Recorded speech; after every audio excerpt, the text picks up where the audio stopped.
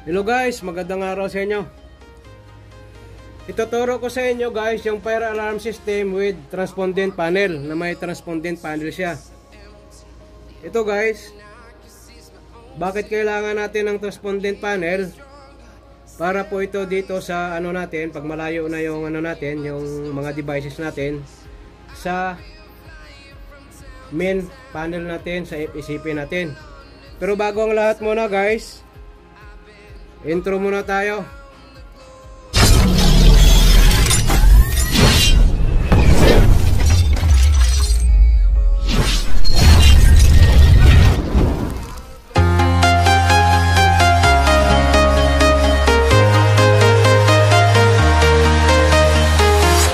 I'm walking.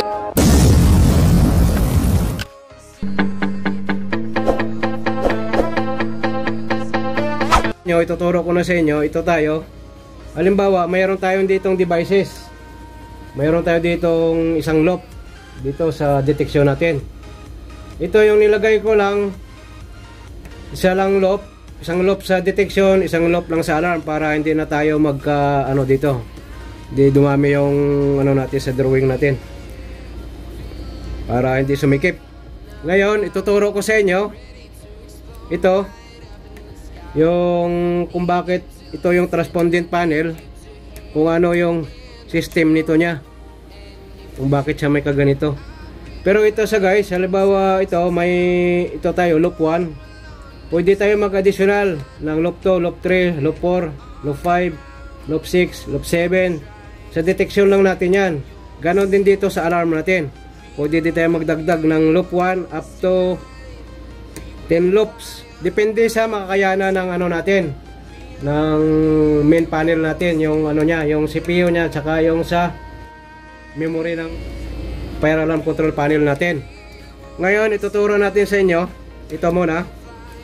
Ito sa guys, yung ano natin, yung transpondent, pag malayo na, halimbawa lumayo lumayo ng ano natin, yung devices natin dito sa pinaka main panel natin, kailangan natin ito ng transpondent para hindi po siya mag voltage drop.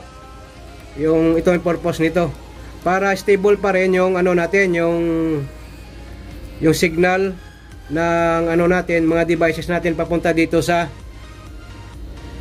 main panel natin na FECP.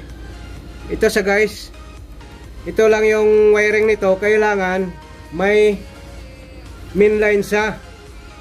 May main line. Ito yung main line niya, isang cable. Kailangan malaki yung cable niya, 14 AWG American wire gauge, yung main line natin.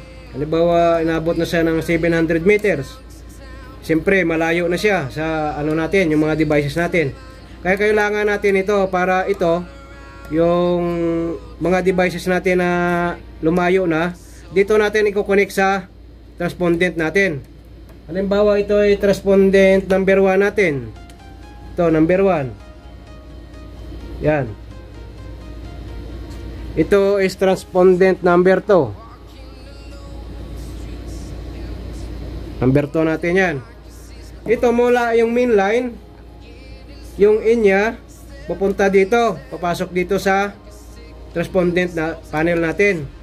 Tapos yung out naman niya, pupunta naman doon sa transpondent number 2 natin. Bali yung out niya dito, magiging in naman dito.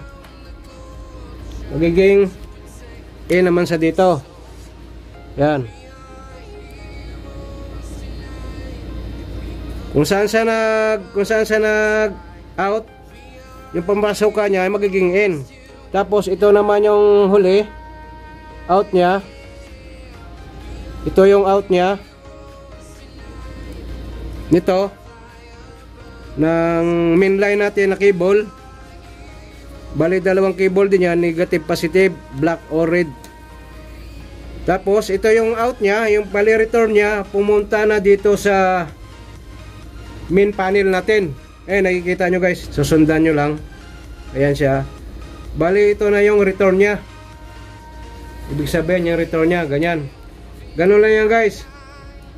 Pag pumasok sa rito, pag lumabas sa rito, Yan ang magiging out niya, in niya. Tapos nag-communicate lang siya dito sa isang transpondent panel natin. Pumunta naman sa number 2, yung mainline natin. Yan.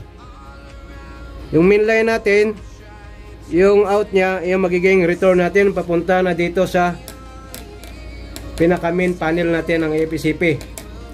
Ngayon, ang purpose nito, pag halimbawa may trouble dito, ito na yung magre-read guys, kasi connected lang sa dito, pero may mga ano yan dito, may mga components. Dito sa dalawa na ito, may mga components yan.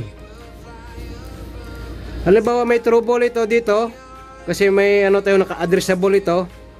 Yung devices natin addressable, kasi yung panel natin addressable. Pag may trouble dito, ito na yung magbabasa guys. Ibabato niya yan dito. Idadaan niya yan dito sa mainline natin. Yan. Ibabato niya dito. Magre-read dito sa monitoring screen natin na may trouble. Ito yung SD1. Tapos, nasa location siya ng kung saan location yung transpondent mo. At saka yung kung anong transpondent siya. At saka kung anong devices siya. Kung saan siyang location. Madidetect yan dito sa monitoring screen natin ng APCP panel. Halimbawa ito yung APCP panel natin.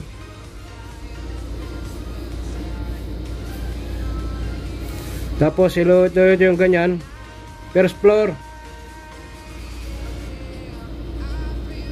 Yan, ganyan. Tapos mayroon naman dito. Second floor naman ulit.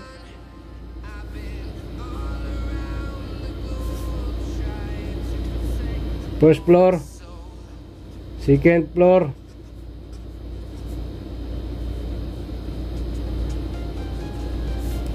Hanggang third floor, halimbawa, yan.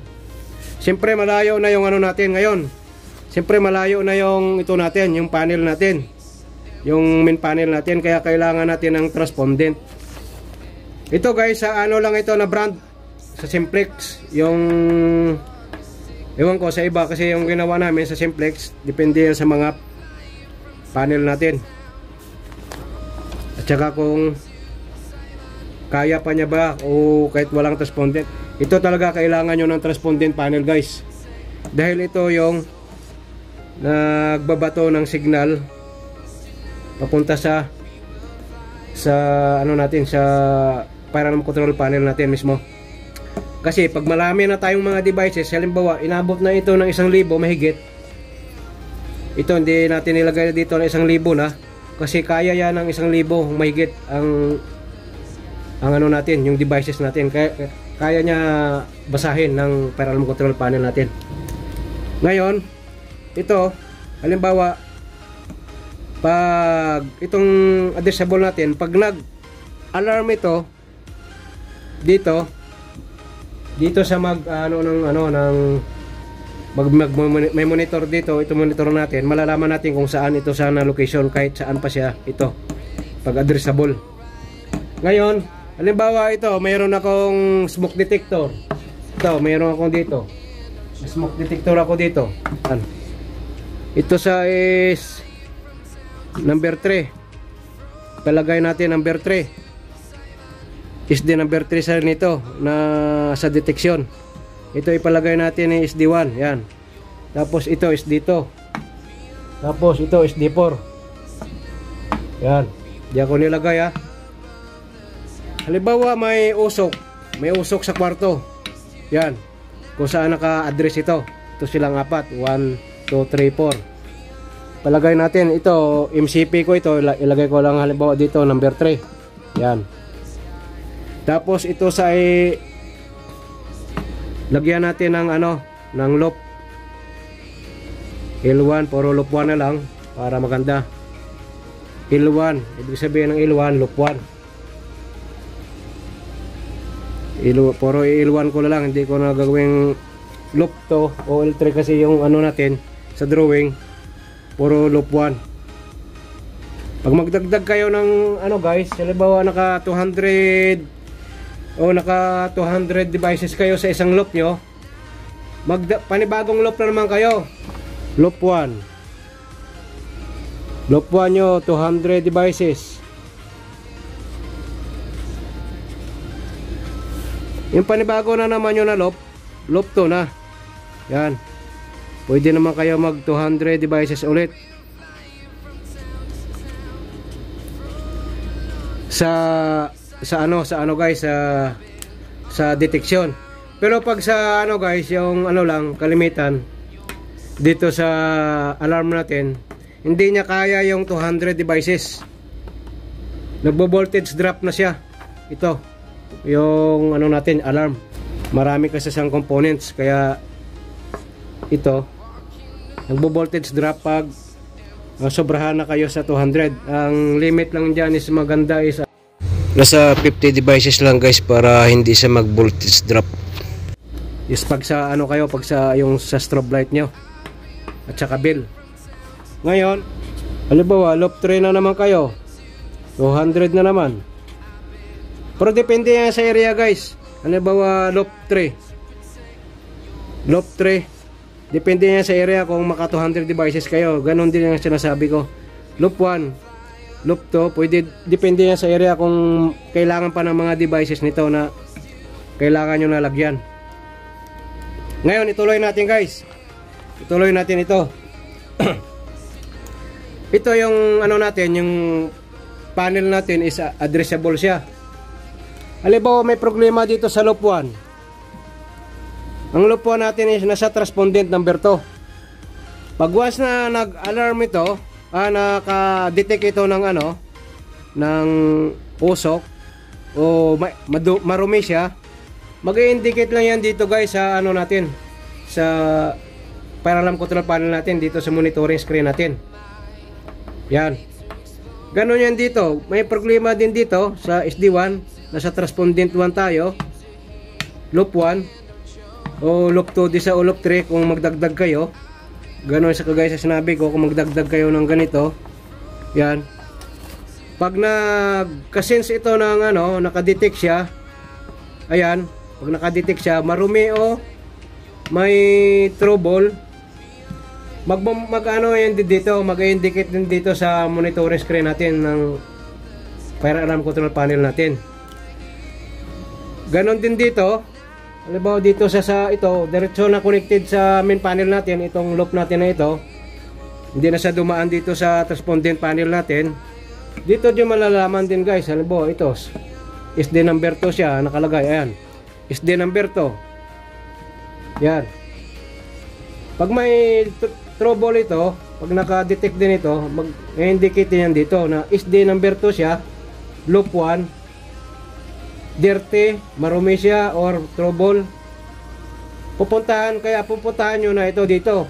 Dito nyo na pupuntahan sa kung saan sa location. Kasi lahat nakaprogram yan lahat dito, itong mga devices natin, itong loop 1 na ito. Yan, kung saan itong loop na ito at saka yung devices na ito, kung saan siya na location. Ganon lang yan guys. Ganon din ito, loop 1. Loop 4 is the smoke detector number 4 natin. Nakadetect siya ng usok, marumi siya.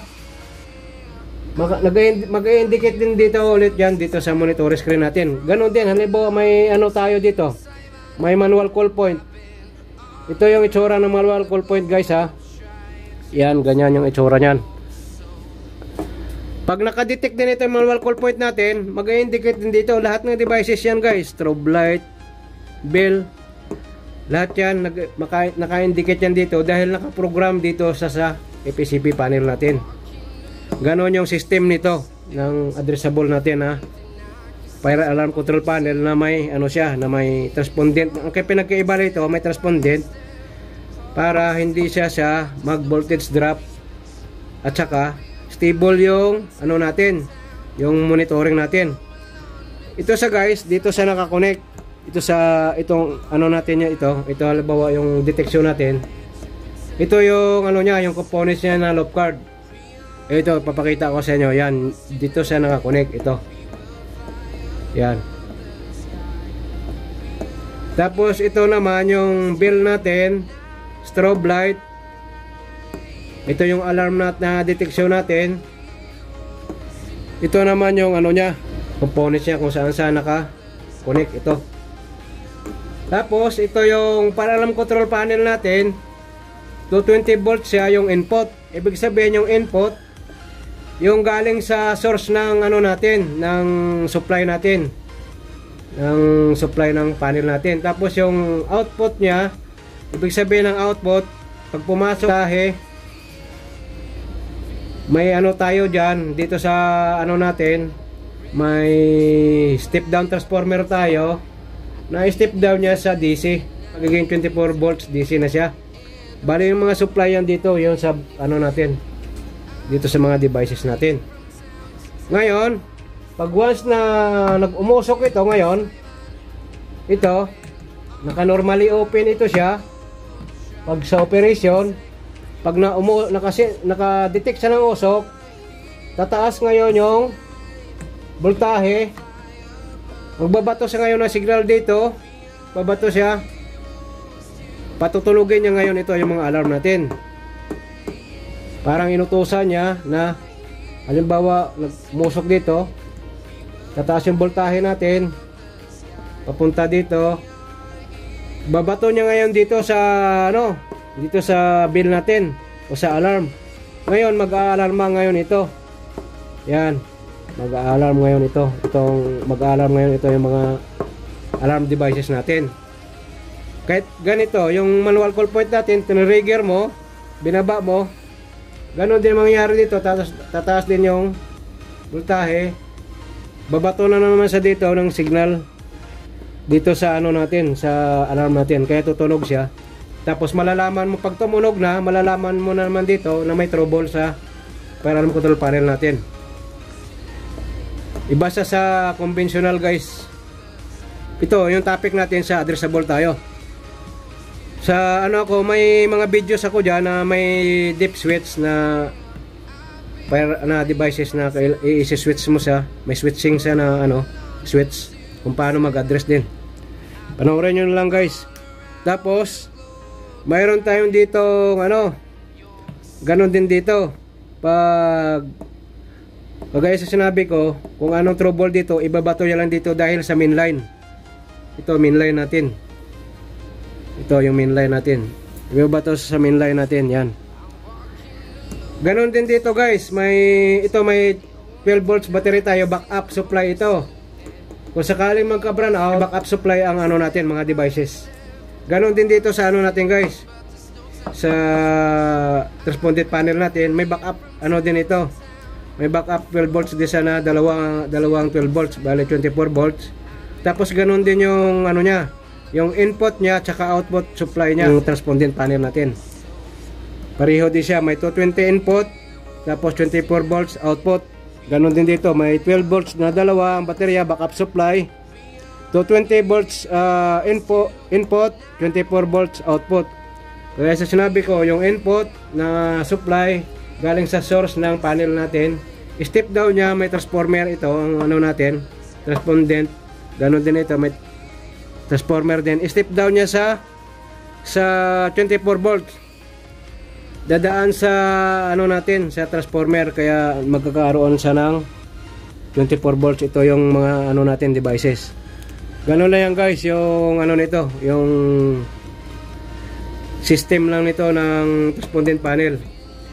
Wala ito siyang monitor guys, wala ito siyang monitor. Ito, ipapakita ko sa inyo kung anong itsura nito, ang transpondent panel natin. Ito siya guys, oh, sa loob.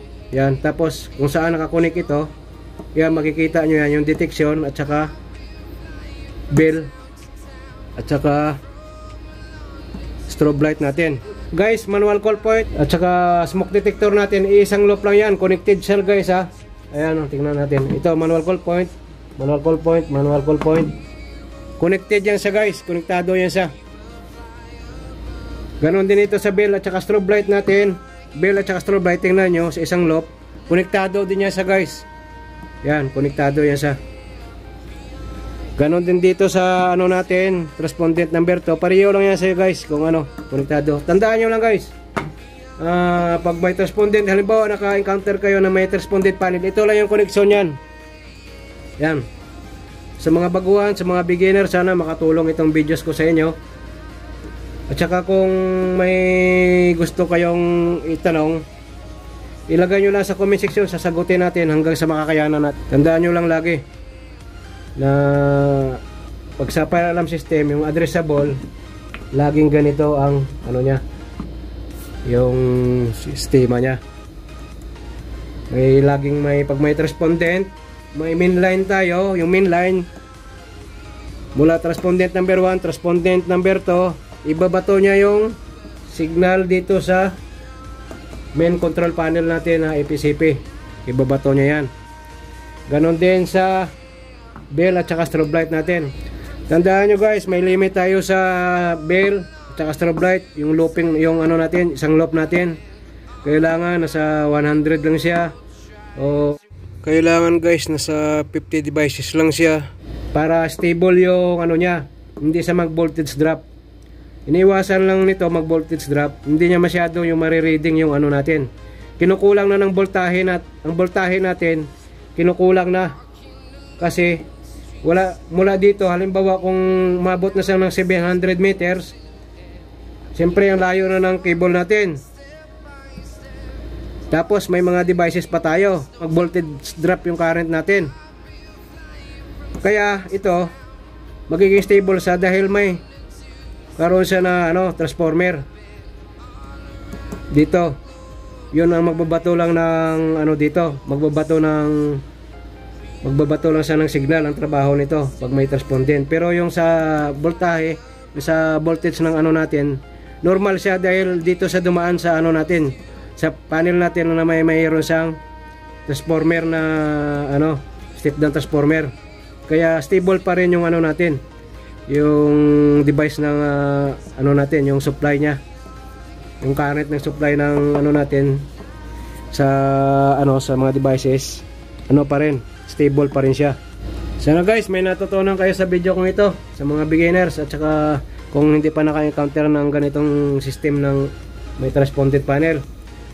Sige guys, ingat kayo lagi kung saan kayo naroroon. Hanggang sa muli, paalam. And I got your little boo telling me she love me. I got this one, that one. Damn, it's gonna be a long night. Yeah.